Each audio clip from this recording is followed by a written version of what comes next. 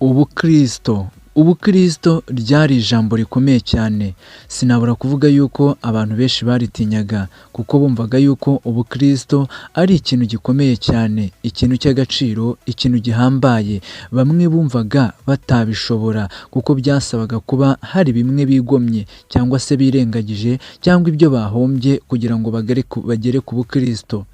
Umukristo aho yavaga akagera yari umuntu wubashywe cyane, cyane ko yabaga ari indakemwa mu mico no mu myifatire, yabaga ari intangarugero, yabaga ari uwo kwigiraho, kureberaho.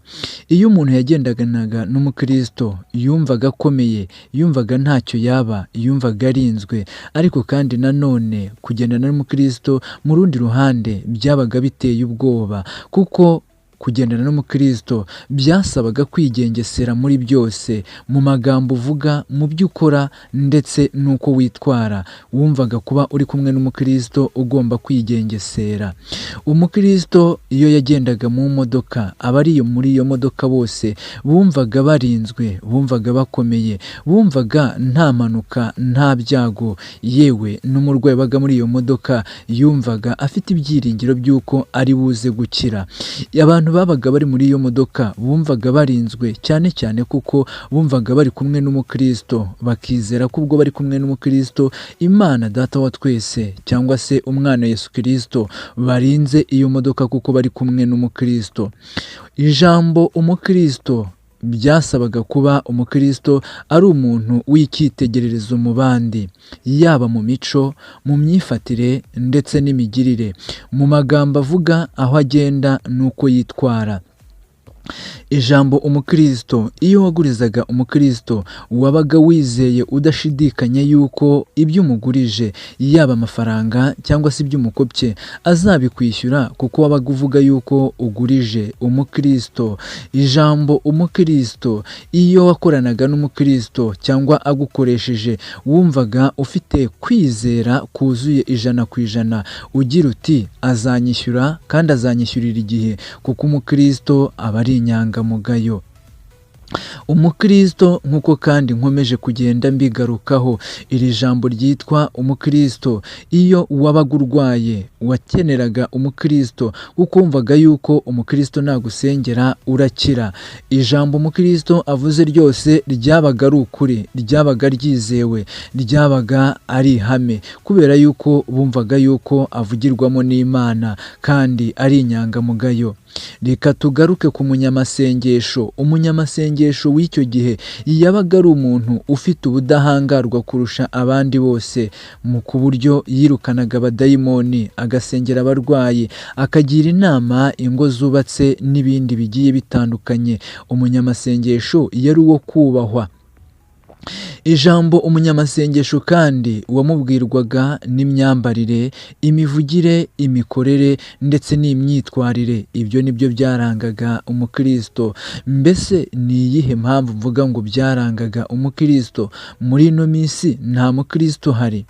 Ijambo umukristo ryaje kwandura, ryanduzwa n'abiyitaga abakristo nyamara atari abakristo.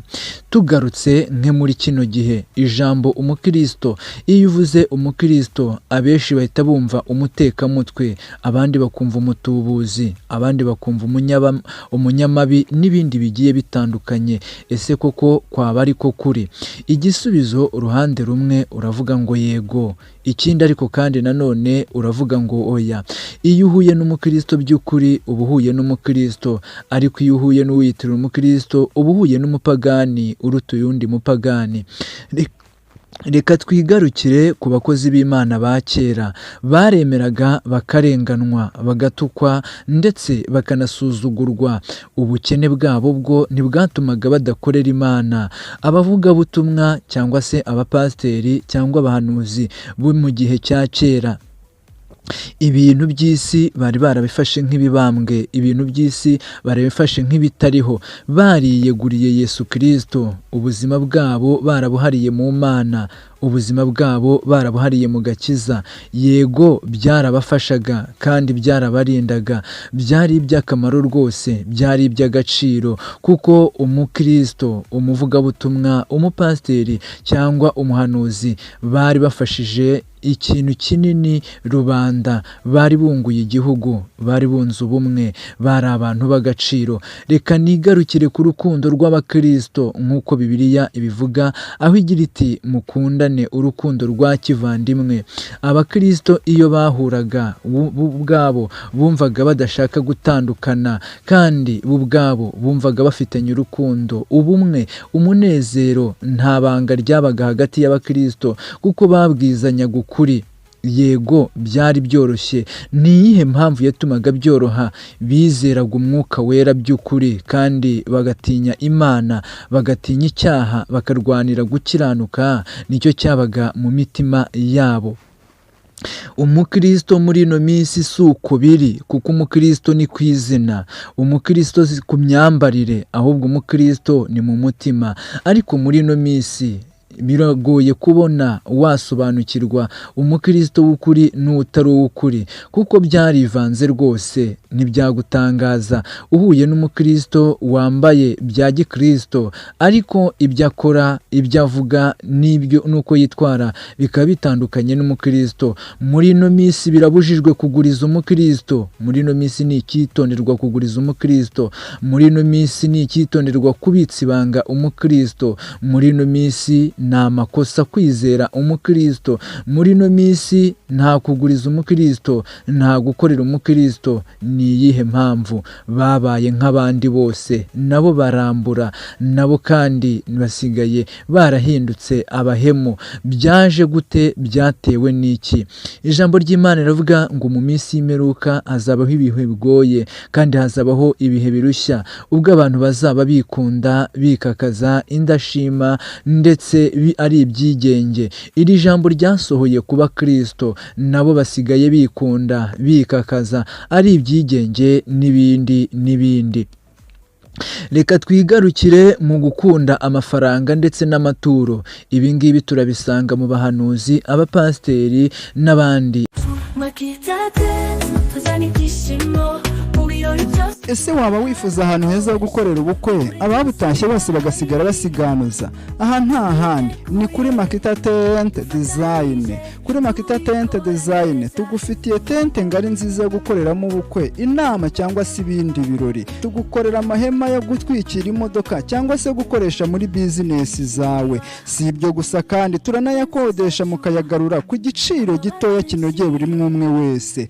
Makita Tent Design iherereye Kimironko munsi gato ya Beka. Ukihagera usanganirwa n'icyapa kinini cyanditseho Makita Tent Design.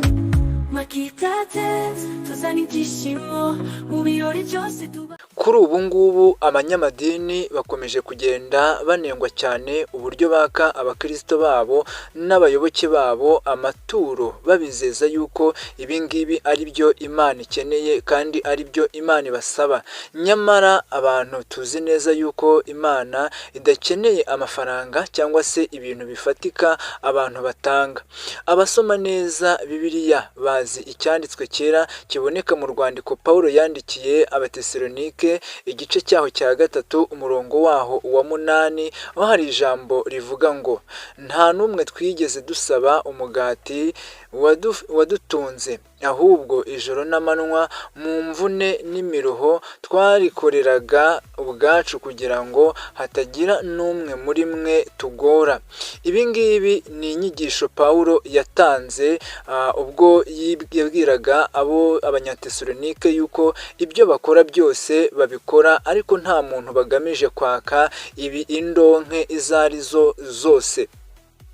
Bamwe mu banyamadini bakomeje kugenda bagaragarwaho n'iyi myitwarire yo kwaka abakristo babo amaturo n'amafaranga, babizeza yuko umuntu udatanga amaturo cyangwa se ngo atange ibintu bifatika, uyu muntu atazabona umugisha, uyu muntu atazahabwa umugisha. Ibi tubihera nke ku bavugabutumwa ndetse n'abapasiteri benshi na benshi, hari nkaho usanga hari nk'ibyo bashyize hariya bakabigurisha ku giciro kiri hejuru kintu, nyamara bababwira yuko umuntu uguze iki kintu aba akoreye umugisha kandi wari ugushyigikira umurimo w'Imana. Nibyo koko kandi ni ngombwa kandi birakwiriye gushyigikira umurimo w'Imana, ariko kandi nanone ahandi usanga aya maturo cyangwa se aya mafaranga nta kintu kigaragara akora, ahubwo ugasanga aya maturo ni nk'ayo kwitungira abapasiteri. Ntabwo amaturo ari imbaraga, si ukubwira abantu ngo nimutayatanga murapfuye. Ni ukwigisha umuntu ijambo ry'Imana no gukora, yamara kubona umusaruro w'ibyo yungutse akagira n'umutwaro wo kugira ikintu azana mu nzu y'Imana. Nta muntu waza mu nzu y'Imana ngo azane amaturo kandi ntacyo yejeje. Ni nayo mpamvu abantu bajya bakora ubwo buryo bwo kwaka amaturo ku mbaraga, baba bigisha abantu ngo Imana ntago yabaha umugisha kandi nta kintu bazanye.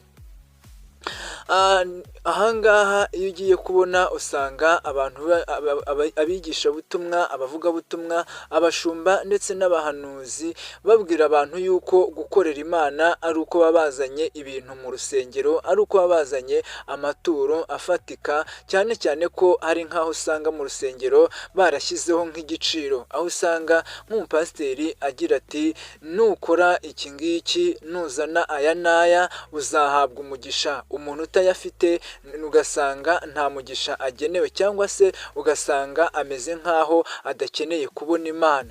Nyamara Imana ntabwo yita ku mukene cyangwa se umukire, ahubwo icyo Imana ishaka ni umutima w'umuntu. Ahangaha rero birasaba ko abanyamadini, abanyamatorero, abigishabutumwa bose bagomba kumenya icyo Imana yabahamagariye. Icyo Imana yabahamagariye ni muri rya jambo rivuga ngo mugende mu mahanga yose mubwirize ubutumwa bwiza, abazemera mubabatize mu izina rya Data n'iry'Umwana n'iry'Umwuka Wera. Aya ni amagambo Yesu yabwiye intumwa ze ari 12, ari kuziha inshingano z'uko bagiye kugenda mu mahanga bakigisha abantu. Harimo ikintu cyo kubeshya abantu. Ijambo ry'Imana ritubwira ko ituro ari ugushimira Imana kandi rikava mu byo yakoreye, akabona ko hari ibyo ashobora kuyishimiramo kubera ibyiza yabonye mu buzima bwe. Ntabwo rero ituro ribereyeho kujya kwigurira imodoka, ibibanza n'ibindi, ahubwo ituro ribereho kugira ngo umuntu ashimire Imana, kandi ituro riva ku mutima w'uwigishijwe neza kandi akaritanga afite umutima umenetse. Ahangaha muribuka ko mu minsi yashize nyakubahwa Perezida wa Repubulika y'u Rwanda aribwo yari arimo abaza abanyamadini amaturo bayakoresha icyo bayamaza, aho yagize ati niba ari ibyo ngibyo natwe turaza kuyagabana, muraza kujya musora. Ibi ngibi yari abihereye ko usanga abanyamadini n'abanyamatorero barikwijeho imitungo, nyamara iyi mitungo ugasanga nta handi bayikuye mu kunyunyuza imitsi y'abaturage cyangwa se imitsi y'abakristo babo. Turagushimiye weho mukunzi wacu wabanye natwe, weho mukunzi wacu ukomeje kutwereka ko uri kumwe natwe. Reka tukubwire ngo amahoro n'imigisha biva ku Mana Data wa twese nibibane nawe. Shalom, shalom.